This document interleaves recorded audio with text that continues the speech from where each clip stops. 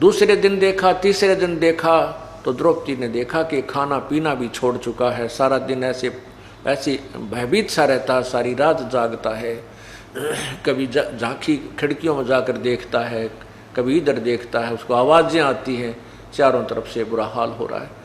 तब द्रौपदी ने उन चारों पांडवों से कहा कि आपका भाई बहुत परेशान है, इसे पूछिएगा क्या समस्या है। 3-4 दिन से ना आहार ठीक कर रहा है, ना ये नींद ले पा रहा है। चारों पांडवों ने भाई से कहा, प्रार्थना की, भैया क्या हम आपके भाई नहीं हैं? आपके ऊपर कोई आपत्ति आई है, कोई राजकाज में दिक्कत है तो हम आपके भाई हैं और आपकी मदद करेंगे। आप हमसे क्यों राज छुपाए हुए हो? ये तो हमें मालूम है कि आप हमें दुखी करना नहीं चाहते, लेकिन एक समय ऐसा होता है हमने अपने भैया के साथ दुखी होना पड़ चाहिए। तो सारी बातें कहने के बाद युधिष्ठिर ने सच्ची बात बता दी, भाई ऐसे ऐसे हो रहा है, मेरे बस की बात नहीं है और मुझे बहुत डर लग रहा है, रात को कांपता रहता हूँ। अब ऐसी जब समस्या आती है तो हम गुरुदेव के पास जाते हैं। श्री कृष्ण जी पांडवों के धार्मिक गुरु थे, यादव के भी धार्मिक गुरु श्री कृष्ण जी ही थे। सभी ने एक ही राय बनाई कि श्री कृष्ण जी के पास द्वारका चलते हैं, इस समस्या का समाधान और कारण पूछते हैं। श्री कृष्ण जी के पास पांचों पांडव पहुंच गए, सभी व्यथा अपनी बताई, उसका कारण जानना चाहा, साथ में समाधान भी पूछा। श्री कृष्ण जी ने कहा कि तुमने जो महाभारत के युद्ध में जो हिंसा की है, बंधुघात किया है, क्योंकि वो सारे रिश्तेदार इकट्ठे हो रहे थे, किसी की सेना थी, किसी का चाचा था, कोई मामा था, कोई साला था। कहते तुमने जो युद्ध में सैनिक मारे हैं, जो बंधुघात किया है, वो पाप दुखदाई हो रहा है। अब अर्जुन तो कानों सुन रहा था उन बातों को, कुछ तो याद थी उसने ये सुना था कि तुम्हें कोई पाप नहीं लगेगा अर्जुन, तो युद्ध कर ले। गीता ज्ञान देते समय भगवान कह रहा था। और अब भगवान कह रहा है कि तुम्हें वो पाप लग गए जो युद्ध में किए थे, हिंसा की थी। मैं मना कर रहा था, मैंने हाथ जोड़े, मैं गिड़गिड़ाया कि मैं नहीं लड़ूंगा, चाहे तीनों लोगों का राज भी मुझे दे दे तो भी मैं नहीं लड़ना चाहता, युद्ध नहीं करना चाहता। और उस समय तो मुझे इतना प्रेरित कर दिया, तो युद्ध कर ले, डरा धमका के, इसी बूंदी शकल दिखा के, मैं काल हूँ, मैं खाऊंगा, मैं इतना डरा दिया युद्ध करवाने के लिए। और अब कहता है तुझे पाप लग, तुम्हें वही पाप लग गए। अब उस समय अर्जुन ने ये वाद विवाद करना उचित नहीं जाना। क्यों नहीं समझा कि यदि मैं अब भगवान श्री कृष्ण जी से ये पूछूंगा, विवाद करूंगा कि आप पहले गीता ज्ञान देते समय तो कह रहे थे कि तुम्हें कोई पाप नहीं लगेगा, तो युद्ध कर ले, और अब आप कह रहे तुम्हें ये पाप लग गए, इसमें के जाल साजी थी तेरी, आपको क्या मिल गया ये जुल्म करवा के। इसलिए नहीं बोला कि भाई युधिष्ठिर ये सोचेगा कि जो अब समस्या क्या आ गई कि श्री कृष्ण जी ने उसका समाधान बताया था, इस दुख के निवारण का समाधान ये बताया था कि एक अश्वमेघ यज्ञ करो, और उस अश्वमेघ यज्ञ में पृथ्वी के सभी देवता, सभी ऋषि मुनि, सभी वर्गों के लोग, जितने भी ज़्यादा से ज़्यादा जीव आ सके, मानव शरीरधारी, उन सबको आमंत्रित कीजिए। स्वर्गलोक के देवताओं को भी आमंत्रित कर लीजिए, और फिर ये एक धर्म भंडारा कीजिए, और एक शंख रखा जाएगा, पंचजन्य शंख रखा जाएगा। वो शंख सभी के भोजन करने के उपरांत अपने आप आवाज़ करेगा, तो समझना तुम्हारी यज्ञ सफल होगी। यदि शंख ने आवाज़ नहीं की, भोजन सबने खा लिया, तो आपकी यज्ञ संपूर्ण नहीं हुई और आपका दुख निवारण नहीं होगा। अब इतने बड़े समागम, इतने बड़े अनुष्ठान में करोड़ों लाखों रुपए लगने थे, उस समय के लाखों रुपए।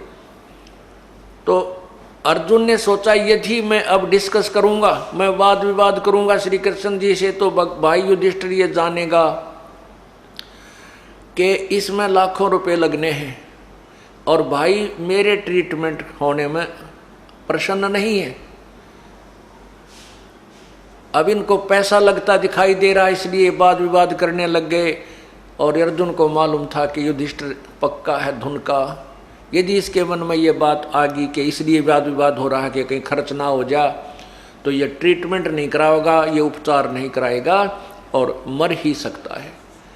अपने भाई के नेचर से परिचित होने करके, स्वभाव से परिचित होने करके अर्जुन नहीं बोला और वो अंदर जो उठी थी एक प्रेरणा उसको दाब लिया, दबा करके कहा प्रभु जो आज्ञा दोगे वही होगा।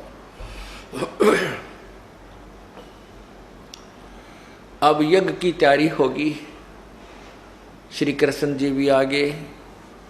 उस यज्ञ में 33 करोड़ देवता, 88,000 ऋषि, 12 करोड़ विप्र ब्राह्मण, 9 नाथ 84 सिद्ध, ये महात्मा गोरखनाथ जैसे, मच्छंद्रनाथ जैसे,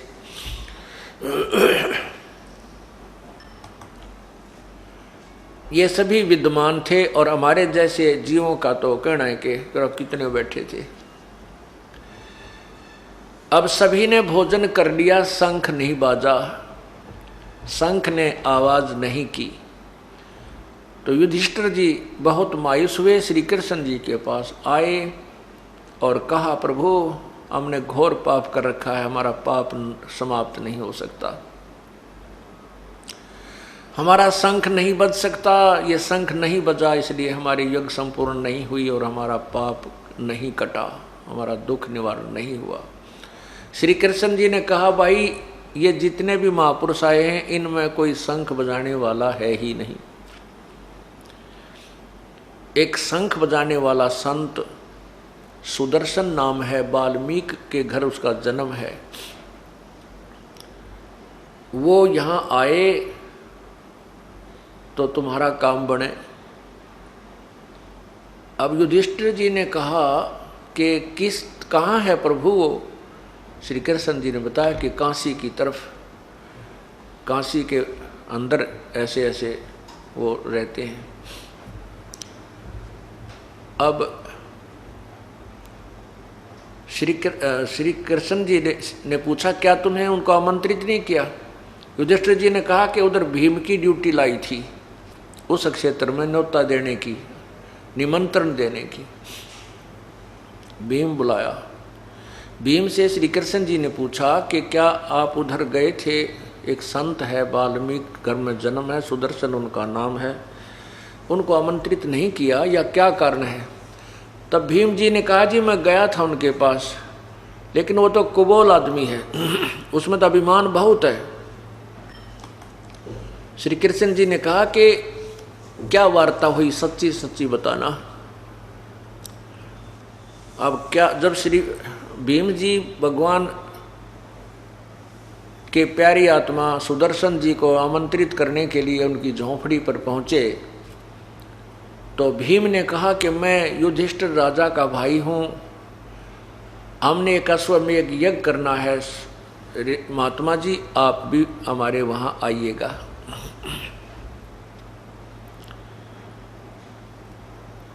तब सुदर्शन जी ने कहा था कि भीमसेन जो तुम्हारे अन्न को खाएगा वो लाखों वर्ष नरक में रहेगा। ऐसे लाखों बहन विधवा होगी, लाखों बच्चे आज अनाथ हैं और वो रो रहे हैं, हाहाकार मची है, और आप उस राज्य का उन सैनिकों के खून को पी रहे हो।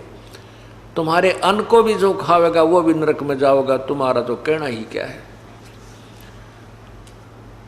और मुझे ले चलना है तो जो अश्वमेघ तुम कर रहे हो ऐसी ऐसी 100 अश्वमेघ यज्ञों का फल मुझे दे दीजिए, फिर मैं तुम्हारे अन्न को ग्रहण करूंगा। अब भीमसेन हो गया नाराज, और भीमसेन को यह अभिमान था कि हमारे साथ श्री कृष्ण जी रहे, इसने युद्ध में भी हमें जिता दिया, ये क्या बात है, ये तो लीला कर रहे हैं। श्री कृष्ण जी ने से ही हमारी एक संपूर्ण हो जाएगी, और यो एक ना होगा तो के कीड़ी की टांग टूटे है, ना आने दे। ऐसा कहकर कहने लगा, बाबा जी घना मत बोला है, मुझे आदेश नहीं है हमारे बड़े भाई का, नहीं तो तेरी हड्डी पसली ये कर देता, तू घना मत बोला है, हमें पापी कहता, तू अपने आप को निरपराध मानता है। आना होता जाइए ना, बेशक मत आइए। अब श्री कृष्ण जी ने जब ये वचन सुने कि पहलवान ने तो बात बिगाड़ दी, तब श्री कृष्ण जी ने कहा, युधिष्ठिर भीम,